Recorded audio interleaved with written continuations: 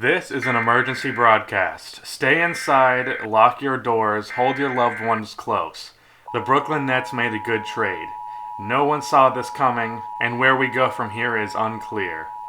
What we do here is go back. Okay, guys. I was planning on making a video about Lauri Markkanen, but now I have to talk about the Brooklyn Nets. And normally if I was making a video about the Nets, I would prepare myself to be depressed, as it seems there's nothing but bad things to talk about when talking about the Nets. The disaster of the Billy King trade with the Celtics being the headline of it all. Jeremy Lin being their second best player all year pretty much sums up their entire franchise. Luckily though, those storm clouds have cleared into, well, slightly less stormy clouds. There's finally at least a glimmer of light at the end of the metaphorical tunnel. So first of all, how good is D'Angelo Russell? Well, this season he averaged 15.6 points and 4.8 assists, and his efficiency was not pretty. He shot 40% from the field and 35% from 3. Now 35% from 3 isn't terrible, but if a player is going to shoot 6 a game, you would hope that he shoots a better percentage. But it is worth mentioning that he did miss 19 games this season, and injuries can really affect efficiency. And D'Angelo also only gets 28 minutes a game. And I can guarantee you that the Nets will give him close to 36. And in his per 36 stat, D'Angelo Russell averages 19.6 points, 6 assists, and 1.7 steals. D'Angelo, by the way, is only 20. So it's not like he doesn't have room to improve. And in Brooklyn, with him being the only real scoring option besides Sean Kilpatrick, I imagine he will average roughly 24 points and 8 assists. And I think his efficiency will go up a bit. So the Nets have something good for once. So what do they do moving forward? Well, first of all, I think the panic has subsided within the organization. I'm not going to pretend that Russell is their savior. And by all accounts, they will still be the worst team in the NBA next season. But I think the coaching staff and general manager could get a good night's sleep for once, which will have a larger impact than you might think. So on their current roster, the notable players outside of Russell are Jeremy Lin, Sean Kilpatrick, Rondae Hollis-Jefferson, Caris LeVert, and KJ McDaniels. Now I'm noticing a problem here, and that is Kilpatrick, KJ, and LeVert are all shooting guards. As for who they keep, I think Kilpatrick is a bench scorer at his peak. He averaged 13 points this season on poor efficiency, and he's already 27, so it's not like he's a long-term option. KJ is a really good defender, but he can't hit the broadside of a freaking barn, and he was so great in Philadelphia, which just makes me sad where his career has gone.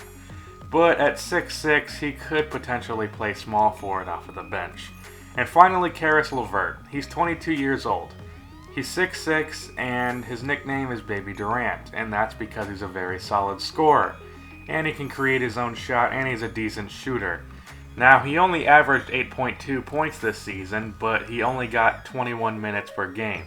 And if I can quickly use a stat that makes every shitty player look decent, in LeVert's per 36, he averages 13.6 points. So he could be a decent scorer at the 2 for them. Now, as for what they should do for the rest of the offseason, I think they should trade Jeremy Lin for a late first round, early second round pick. Potentially he could be traded to the Jazz for the 30th pick, which could be Isaiah Hartenstein, who is a 6'11 stretch 4 who could be something for them if used correctly as a pick and pop player with D'Angelo Russell. I also think a team looking to contend that needs a power forward will be willing to trade a second round pick as well as a bad contract for Trevor Booker. Now, as for free agency, I'd offer large contracts to young players whose teams might not make a huge effort to re-sign them, such as Allen Williams from the Suns. He's a rebounding big who plays great defense, and with Marquise Chris and Dragan Bender as power forwards already, I don't think the Suns will pay too much to keep him. I'd also offer a decent contract to Shabazz Muhammad because Tom Thibodeau isn't too fond of him, and I doubt he will match a contract over $9 million. And Ben McLemore is also worth offering a contract to. He may have been bad for the Kings, but a change of scenery could really help him. And we know how dysfunctional that team is with minute distribution and plenty of other factors that can mess with a young player's development.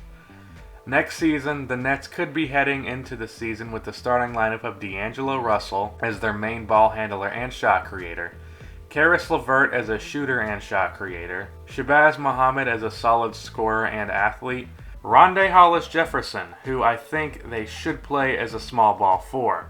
That way he can use his athleticism to blow by slower fours and use his playmaking ability. And his lack of shooting won't hurt him as a team as bad as a 4. And Isaiah Hartenstein, who can be a stretch 5 and hopefully be the steal of the draft.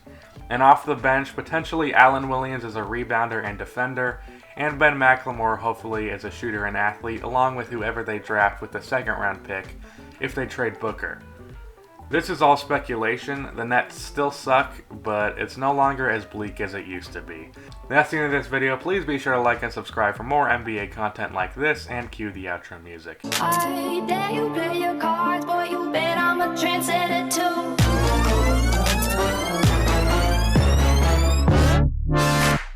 Fire when the strobe hits you. That's it, Brian? Yes.